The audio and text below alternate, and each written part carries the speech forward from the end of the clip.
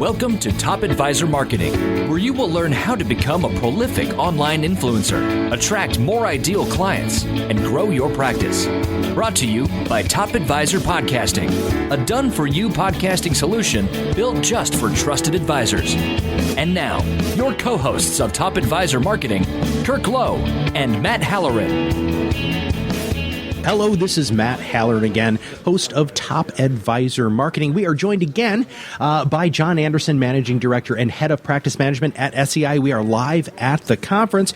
John, how are you doing today? I'm doing great. Thanks, Matt. Good. Well, we're going to talk today about something a little bit different, and I know that you've done an enormous amount of research on this, and I'm excited to hear what you have to say. We're going to talk about the 4 ways to create positive client experiences and get more referrals. So where do we start? Well, I think, quite frankly, it is a little bit of that reality check. We all talk about referrals being the major source of our new business. We all talk about referrals as the lifeblood of our business. And unfortunately, what I find in many cases is that the way we go about referrals is really about the client experience that we deliver. I think about the type of relationship that we have with clients. I think about the type of service that we deliver clients. If we're doing those things right, then where the referrals are going to come in. Unfortunately, what I find in many cases is the referral process that a lot of advisors have tends to be rather hodgepodge. Sure. They're going to ask once in a while, do you know anybody that if you think about a successful client meeting, so the client comes in, you do a great job of planning, you do a great job of the investment review, you do a great job of wondering what their goals are and working with them to get that. And at the very end of the meeting, you kind of start slowing down, you look at your shoes, and you start with this, I don't know, is there anybody that I could work with that you know, or is there anybody that you think could use my services? Of course, the client then looks down at his shoes or her shoes, and they say, well, I can't really think of anybody right now. I'll get back to you. And it really takes what was a great meeting into just a really disaster ending. Absolutely. And what we find is that for the most part, what we're doing here is we're forcing that pressure on the client to come up with, who should I refer to? And I honestly believe clients don't refer because they want to help you. They want to help you, and it's great. But we're putting all the pressure. So I wrote an article a couple of years ago, and it was titled "About Referrals." It's not them, it's you. And so what I really wanted to think about is when I wrote that article and with other pieces that I put together, is to really put the pressure back on the advisor to, number one, deliver the right kind of service. And I think it's more of a reality check. It's really a reality check to say, do you provide great service? Are you the one that is asking your clients via surveys if you're delivering what they should be getting? Are you considered an investment manager or a wealth manager? Are you providing that over the top level? And it's really kind of doing that reality check on yourself first before you think about really how the referrals are coming in. Well, let's talk about the reality check. So when you walk advisors through this, a reality check can a lot of times be almost physically painful because you're almost slapping them around a little bit. Yeah. So what happens? I mean, when you ask them these questions, what sort of epiphanies are you seeing with advisors? Well, let me give you a great story. So there's an advisor that I work with up here in Chicago, and it was a guy I've known for many, many years, so I could be a little bit more open. And what I like is, we have the ability sometimes to come in as a professional, but someone who understands the business, but also, quite frankly, the average client for a lot of these people. So I can kind of take a second look at what they're, and I look at I'll give you the great example. So it's really looking inside, are you the one that would be referable? Sure. And I'll give you the example. So this advisor up in Chicago, I walk into his office, and I'm seated in the glass-enclosed conference room, which is great. And it's a beautiful room. And I sat there waiting for the advisor to show up, and I kind of looked to the right. And on the right is this beautiful lithograph. It's Uncle Sam. He's holding out his hand, and he's got the war bonds in his left hand and the finger in his right hand. And I look at the left side of the screen, left side of the room, and it's this beautiful masted painting, the sailing ship on these rough seas. It was beautiful. And I look through the glass door, and there's a TV monitor up on top, of course, with CNBC and the Dalbar chart. And as Nick walked in the room, I said, Nick, let's think about this. What image are we trying to project? Is it that of a trusted wealth manager, or is it rationing coming up ahead because of a war or something like that? Is it rough seas ahead and CNBC's screaming at me through the thing? So I think about the image that you project, and sometimes just being able to look maybe with a different set of eyeballs to say, is that the message that I want to send? I'll tell you a quick story. As we go back to that office 6 weeks later, all of a sudden on one wall, it's pictures of his family and his grandkids and all the celebrations that they've had. On the next wall, it's a map of the world, and there's stick pins where all of these clients have gone to in their retirement. And the Travel Channel is now on the TV end. So he's created that environment that's about fulfilling goals and family. So when I think about those little things, when I think about are you referable? Yeah, we've got to deliver the service. But at the same time, what's the message that we want to send? And how do we send that message in sometimes a subliminal way as well as a right in your face? Well, two points on that. It drives me utterly insane when I walk into an advisor's office and CNBC's on. And especially when they're financial planners and they don't want to talk about what's going on in the market, because the world's coming to an end all the time on CNBC, right? And so, the client comes in and they weren't stressed before, but oil just went down 0.0001%, and they're making a big deal out of it. So I did an on-site, much like what you're talking about, with a long-standing client down in Georgia. And I walked into their conference room, and they had this amazing credenza, right, with all of these books. And I looked at the books, and the books were how to negotiate with difficult people, how to close the right business, high pressure life insurance sales. Oh, good. And I'm walking in there, I started throwing the books out on their big, huge conference room table, and they're like, what the heck are you doing? I was like, this is the first thing my eyes were drawn to. He's like, well, my clients have never said anything about it.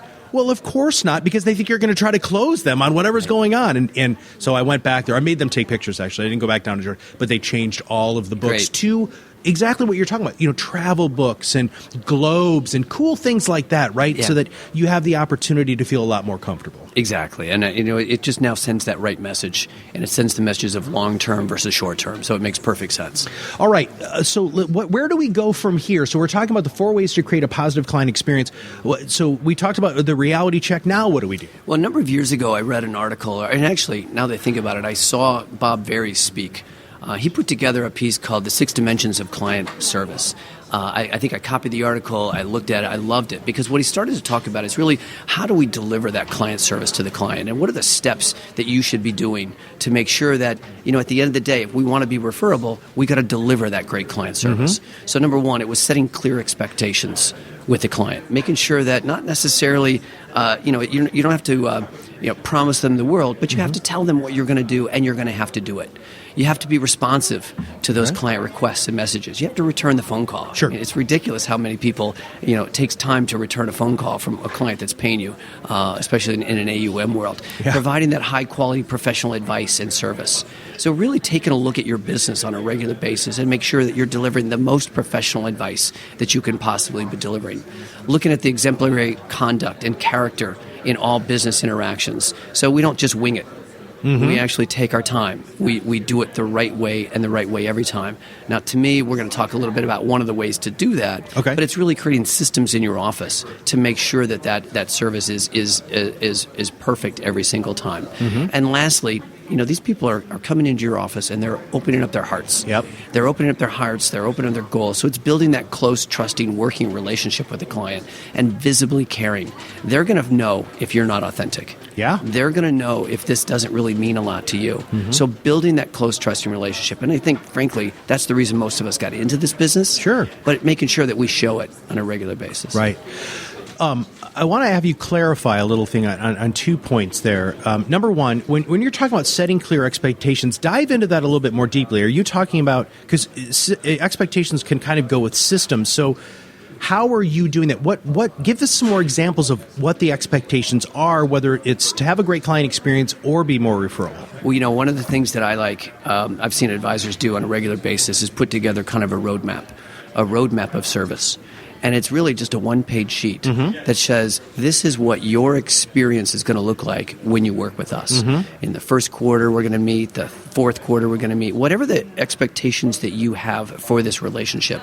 But setting that expectation up front, that this is how we're going to communicate. This is where we're going to meet. This is when we're going to talk. This is why we're going to talk. And what, frankly, I really love, what I've seen a number of advisors do, is turn this into a roadmap where it's a repeating cycle. And in the middle of that, is something that says, here's what we do behind the scenes. Here's all the interactions that we're going to have with regard to your account, with regard to your relationship, that you may not see but we're going to continue to do. Yeah. So it's setting the expectations for the client that this is a long-term, repeatable cycle, not I'm going to sell you today and never talk to you again. Gotcha. The other piece of that is about being authentic. And so I used to work with a guy that I'm sure a lot of people have heard of. His name's Ron Carson. And one of the things that he always used to say was you have to be in the right state of mind when you go in. So if you're distracted, if you're thinking about this, if you're thinking about this, everything needs to go away. When you're about to meet and have an amazing client experience, the number one thing you need to do is be in the right mindset. Who are they? What are they doing? What have they been experiencing? Where are they in that process that you were just talking about? We don't realize, I think, as professionals all the time that it's game time, right? It's like you put your jersey on. Kirk is a huge hockey guy, right? So we talk about that all the time. Then it's the sweater on. Well, yeah, you put the sweater on. But he also has all of the pads. He's got the infrastructure, and he knows the plays. And as advisors, a lot of times they're just winging it, man. They don't realize that, hey, I need to use plan A, plan B, plan C with this client. Then they're more prepared. They come across as more genuine, and they really look like a more organized advisor. Right. I absolutely agree. I think that the process of these meetings has to be really stand up for a lot of people, and really, again, not winging it, but really putting it together. And being prepared for it. So what else did Bob say, and what else you were talking about when you're talking about control? Well, I think that's really one of the things that really I focus on a lot is we have to figure out how we can control the things that we can control. Mm-hmm. So when I look at the client service meetings, one of the things, again, around expectations, I can't control the markets. You can't? I can for me, but not for everybody else. I gotcha. I can't control the markets. I can't control the economy. Mm-hmm. I can control my behavior. Mm-hmm. I can control how prepared I am. I can control the messaging that I have. So when I think about focusing on what I can control how I relate to the clients and the service that I deliver. So the more I focus on my delivery rather than focusing on, hey, here's your performance for the last quarter, it was good or bad, the more I can focus on what I can control, it makes so much more sense. And again, it helps set those expectations. Absolutely. And again, I'm going to do an amen here again, like I did yesterday with our podcast. And I'm glad that you're preaching this, right? Because, and especially, it has a lot to do with the organization that you're involved in and what SEI does for people, which is fantastic. But it drives me absolutely crazy because, what makes a great advisor is being controlling, right? I want my advisor to be controlling, very detail-oriented. But they do need to understand that there are certain things that they can control. And if they can get ahead of that, man, that changes the client relationship. Well, to me, the business is changing. Mm-hmm. It's much more about empathy. Yes. It's much more about understanding, much less about the numbers and the performance. I think we all have to be technically astute, but when it comes to the empathy and when it comes to understanding the client, that's really where, again, if we're going to drive this back to referrals, I think I heard Julie Littlechild say, when I go out with my friends, surprisingly, I don't talk about financial advisors. Yeah. I don't say, hey, do you know anybody that can get me an extra 100 basis points of alpha? Mm-hmm. I talk about issues. I talk about problems. I talk about situations that we're in. And, if you give your friend or family member, if they describe a situation and you know that your advisor can help them in that situation, that's when they're going to do the referral. Yeah. Not when you say, hey, do you know anybody? Mm-hmm. But that's when they're going to give the really good referral. So it's really upon us to make sure that they have a great client experience and they understand what we can do for them to get that referral. Man, Julie's new book. Oh, I love it. Oh, my gosh. I was very, very honored because she came on the Top Advisor Marketing Podcast. She was one of our first guests. Oh, good. I've been following Julie forever because I used to use her Advisor Impact Survey, right, with all of my coaching clients. And so it was unbelievable. She's so smart and so astute. But you're also talking about this last piece here with the overall client experience and in creating referrals, which is marketing, which is something that you have a lot of experience and specialty in. So let's talk about that. Yeah, I think, when I think about the service experience, and I say this a lot. I may have said it yesterday. I certainly say it almost every single day. Mm-hmm. One of the things that I really look at is to make sure that the communication is about you, is about what you can do. 10 years ago, if I said, hey, you got to go see my advisor is great, my advisor does a great job for me, and here's the situation that they've solved, the problem, you would probably pick up the phone based on my referral. Sure. Today, what are you going to do? you're going to Google that You're advisor. turned right up. You're going to Google them, absolutely. Advisor. So what you're going to do is you're going to say, well, let's find out who that person is. Let's find out what they stand for. Let's find out about, is it the type of relationship that I want going forward? So when it's marketing, when it's client communications, we want to make sure that we're sending the message that we want to be perceived as. Yes. Right? So if I say I am a financial advisor to people who are getting ready to retire, that I understand what they go through in retirement, that I can help them navigate what to do with the rest of their lives and things like that. And then I go to my website, and it says, here's what the S&P did.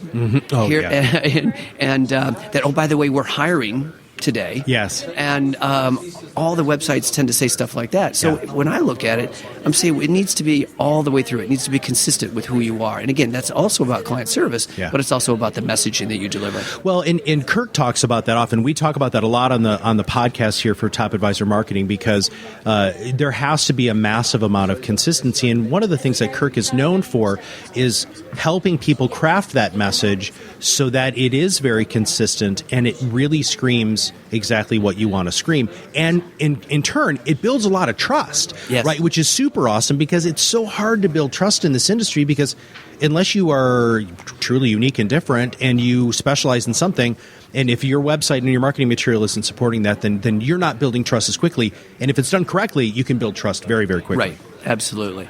Yeah, I think it's really important that, we talk about that sea of sameness, if you will, for most advisors.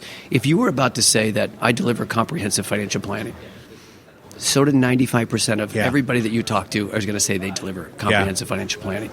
So maybe if you said, I deliver comprehensive financial planning for retirees from a specific company in a specific geographic area, now all of a sudden you've got that credibility there. And they really understand who you are. And they say, well, maybe this person can help me because I worked for that company and I live in that area. Well, so I love that you say that. So I just got I've got a guy in Georgia, right outside of Atlanta, and Coke right now is doing some planned buyouts, some whatever. They're forcing people out of the company, however you want to look at it. And so he ended up creating this Facebook ad that is the color of the Coke logo, right? That red. Now, it's not in the Coke stuff because you get a whole bunch of trouble for that. But you look at it, it's like Target. When you walk into Target, you know that you're in Target, right? And when you look at this, you know it's Coke, right? And he created an ad, and we focused it directly on, like, you're his ideal client, right? We talked about this yesterday. 55, corporate executive, makes a good living, diligent saver. That's exactly who he's looking for. And in Facebook, you can drill down to being scary specific, man, on what's there. So I'm so glad that you said that, because we support that wholeheartedly here. And so now let's talk a little bit more about some focus on what you just your overall focus. How do you help people make that paradigm shift? I think there's a couple of questions that you have to really go through. You have to think about what your business is like. If you're going to earn the referrals rather than ask for them, if you're going to earn the referrals, there's a couple of things that I think make sense to really focus on. Number one, not assuming that the clients are satisfied. We can't just make an assumption that they know who they are, or that we're delivering the right kind of service. We can't make an assumption that they're doing. So you talk about client questionnaires or things like that. One of the things that I like to focus on is, we talk about segmentation. Yes. Now, segmentation to me is a great idea, and I would bet that 95% of advisors do it wrong. Yes. Well, maybe not wrong, maybe do it differently than it could be, or not maximizing the opportunity. If I think about segmentation, we do ABC clients, we go gold, silver, platinum clients, single A, double A, triple A, whatever client segmentation you use. However, most advisors do segmentation based on what's important to them and not what's important to the client. Sure. So think about it. Pick on me again, 55-year-old executive, whatever you want to call me. Let's say I exercise some stock options and I all of a sudden have $1 million. Which would be very nice, by the way. But if I go to my financial advisor, I'm going to say, here's $1 million. I'm not going to retire for 15 years. Please manage that for me. Now, and so everybody around is going to say that's an A client. A client, $1 million, that's always good. So another client walks in the door, 68-year-old couple. they have $1 million that they just retired. They're going to draw down in retirement. Now, you as the advisor say, boy, first of all, I'm lucky. I got $2 million clients this week. Yes. Second of all, you say, for my A clients, I'm going to deliver the best service possible. So my best service for my A clients means I do quarterly update meetings where we look at the financial plan, where we look at the investments, where we talk about the trust in the estates, and we talk about insurance, and we talk about beneficiaries. We invite all of our A clients to a monthly educational workshop where we bring in a wholesaler to talk about the markets and the economy, maybe a product that they have. We invite them to semi-annual client appreciation events where they're allowed to bring a friend.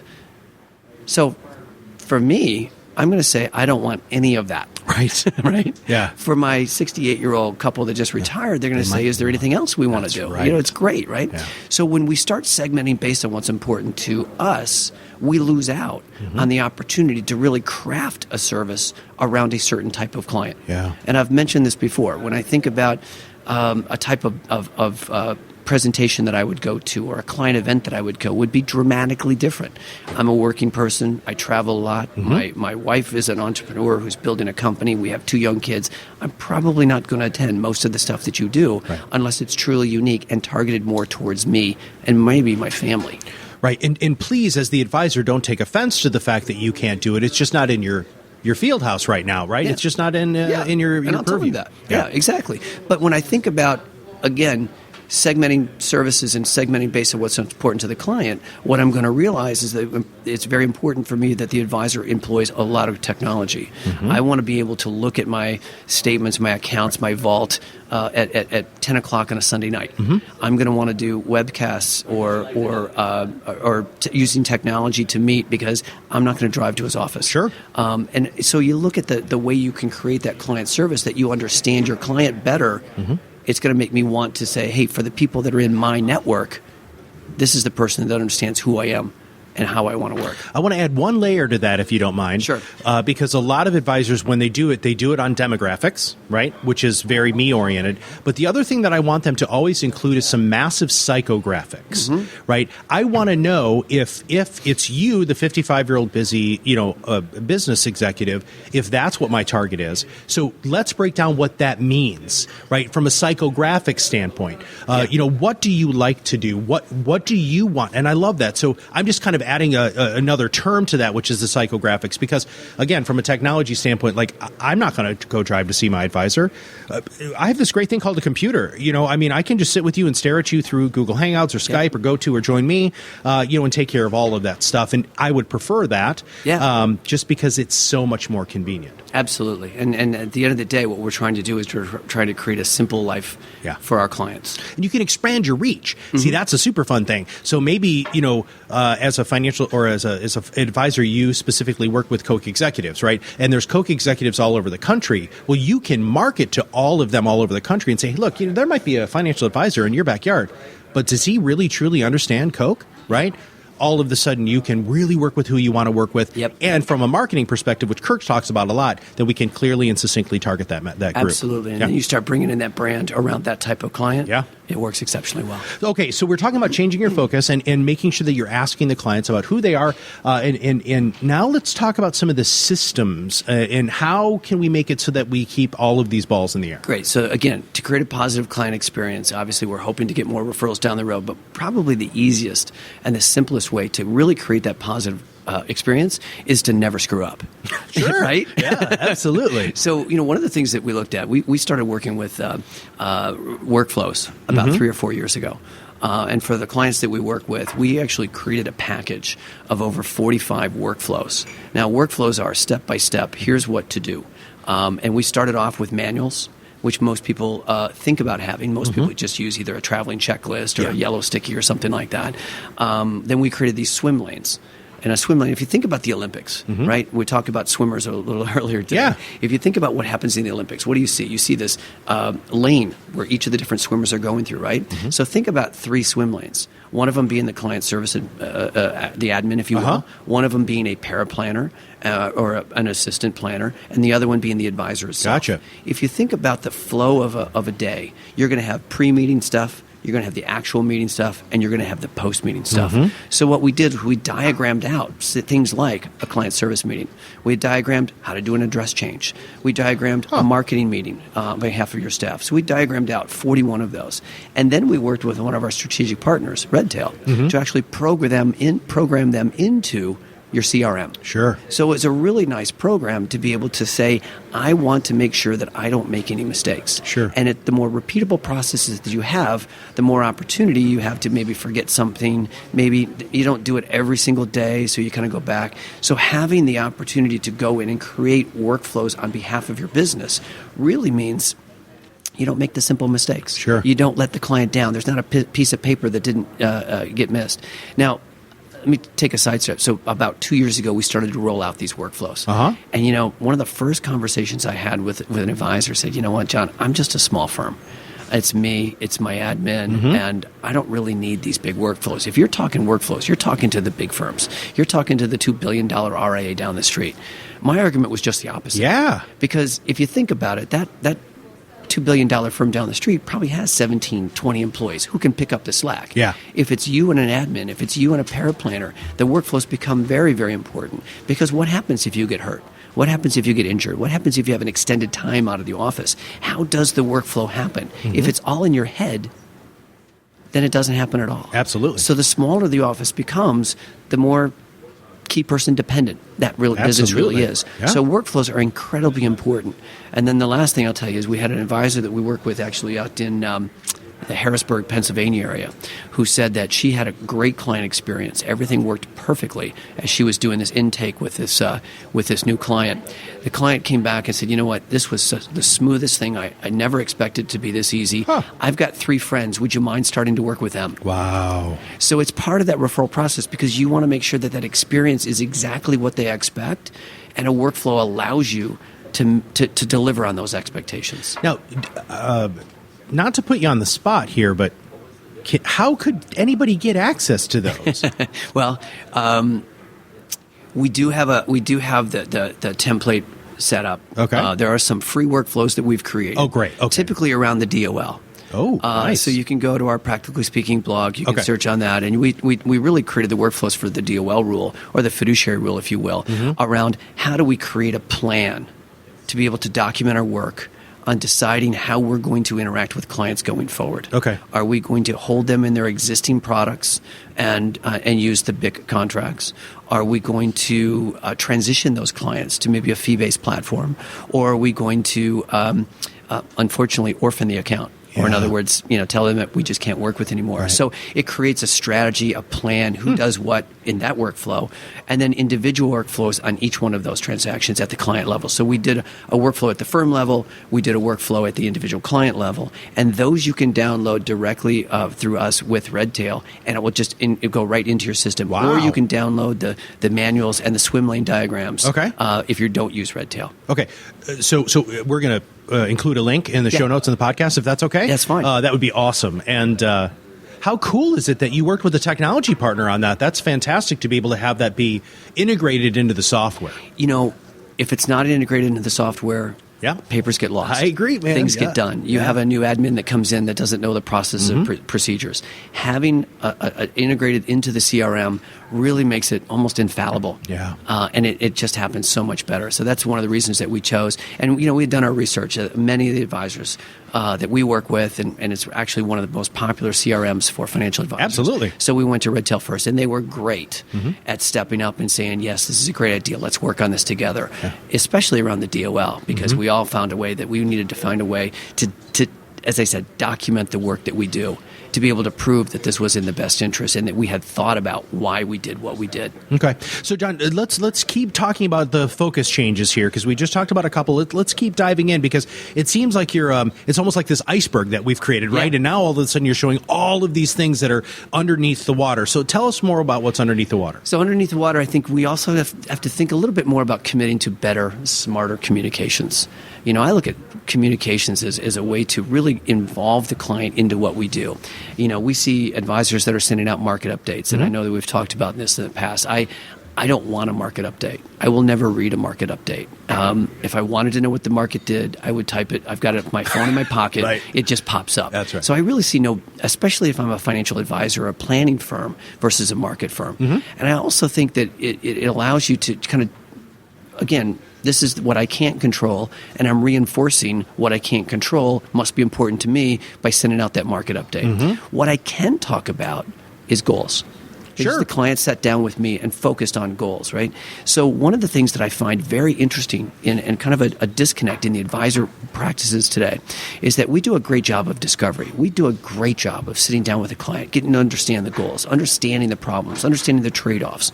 We do a great job of creating investment portfolios to base around those goals, to understand that, there's the long-term goal of college education or retirement. There's a short-term goal of having enough money if the market tanks or something like that. And we do a great job of discovery, do a great job of investing, and then we say, oh, by the way, here's how it did versus the S&P.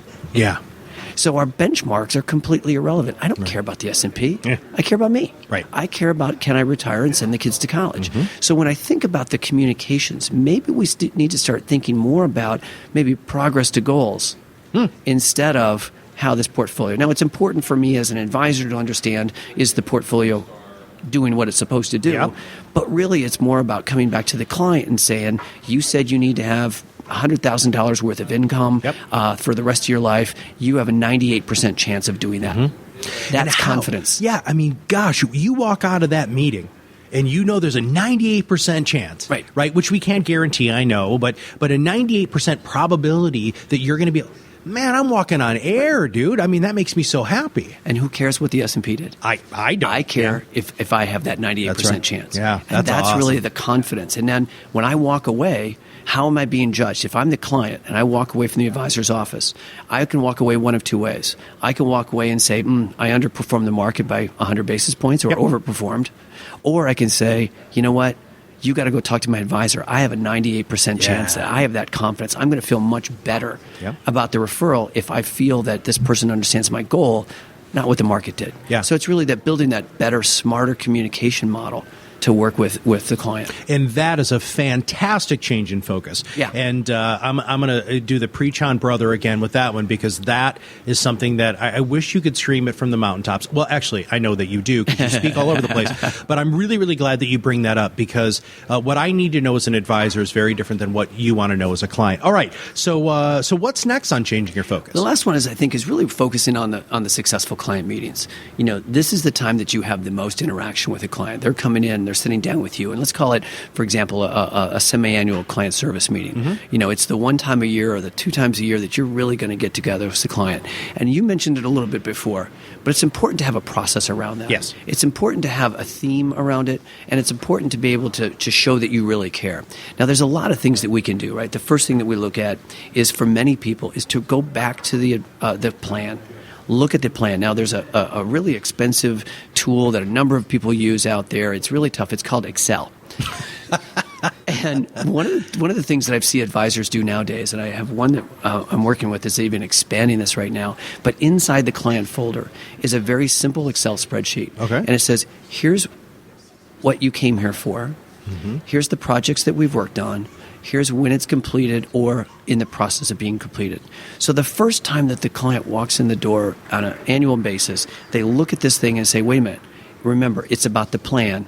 It's not about the performance. Sure. So they use that as an opportunity to really drive back. And then they start talking about what's changed since then.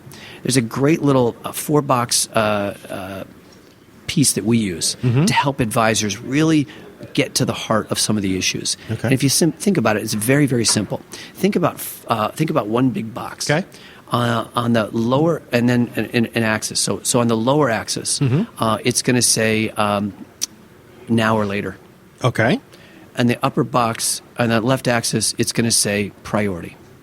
So really what you've done is you've started to help the client prioritize and put a timeline around some of their specific goals. Right. So what are the things that we have to do now? Lower left-hand corner. What are the things that we have to do later?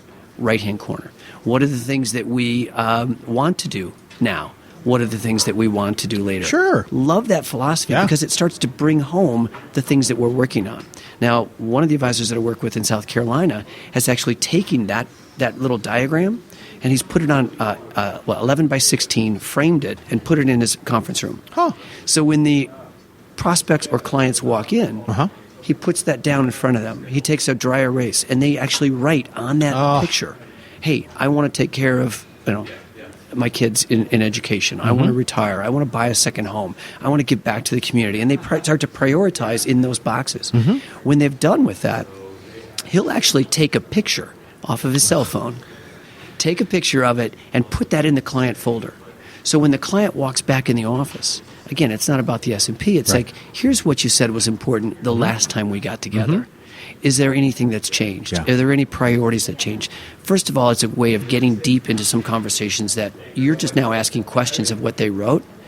Second of all, it's a way to reaffirm that the goals are the most important thing, not anything else. And you're using their words, their ideas, which gives them a lot more buy-in. I don't know if you actually know this. I started my life off as a therapist. And, one of the things that we always do as therapists is say, hey, John, you need to journal. And so what would happen is, you would give somebody a book and it was blank and they would never, ever write in it, right? But what we found out is if I could get you writing in it, drawing pictures, writing down your goals, all of a sudden that book's not so scary. So that's fantastic with your 4 quadrants because not only does it reinforce what's really important to them, it changes the conversation, which is what we're talking about here with changing the focus, but it also gets them to really buy into your process. So, and you know what? If I can, there's also it also is an opportunity for them to really have conversation that they've never had before. Yeah. I was in one meeting where the husband had written down on that half two later that he wanted to take care of his brother. His brother had some issues. I don't remember exactly what it was. And the wife looked over and kind of reached over and erased that, take care of my brother, and put that in a want to instead of a have to. And that conversation didn't stop when they left the office. That was an interesting ride home, I'm sure, man. But it really opened up, and they got a conversation going that they had never had before about priorities. So it's a really good tool to help people. So I love that, whether it's the first meeting or whether it's the 14th meeting, is going back and making sure that what we talked about is still important to you at different times. Absolutely. So scenarios that you want to go through. So now we've really seen what's underneath the water level here with this iceberg. Kirk, do you have anything that you want to go ahead and add with where we're at right here? Because we're talking about changing your focus, and so we did just talk about, make sure you ask your clients, create the workflows so no balls get dropped. We're going to make sure that we have a better communication systems, hold successful client meetings, and then you had a thing that you wanted to add to this, correct? I just want to make sure that advisors understand how important it is to package their value.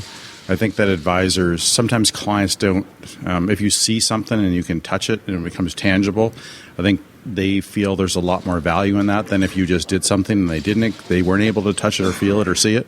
So I think if you can package your process, you can provide plans and reports that they didn't know they needed or could be produced, and make sure they understand that those are there, that you have a planning program that addresses a niche audience or a niche expertise, and that you integrate your brand message as much as you can when you package these things. So I think if you do that, just one more thing that adds value to the great stuff that John shared with us today. Well, that's fantastic. John, do you have any closing statements that you'd like to make here on the 4 ways to create positive client experiences and get more referrals? Yeah, I think what I started with is what I want to end with, is that it's not them. It's not them that they're not giving the right referrals. It's really about you.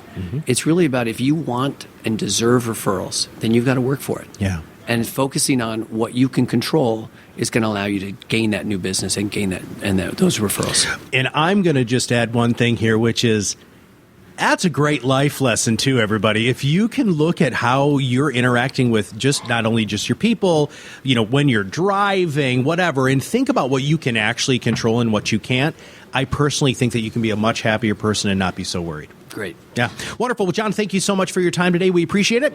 We just got done talking to John Anderson, who's the director of, I'm going to get this right, you are the managing director and head of practice management, and we just talked about the 4 ways to create a positive client experience and get more referrals. Thank you very much for listening to Top Advisor Marketing, and we'll see you on the other side of the mic.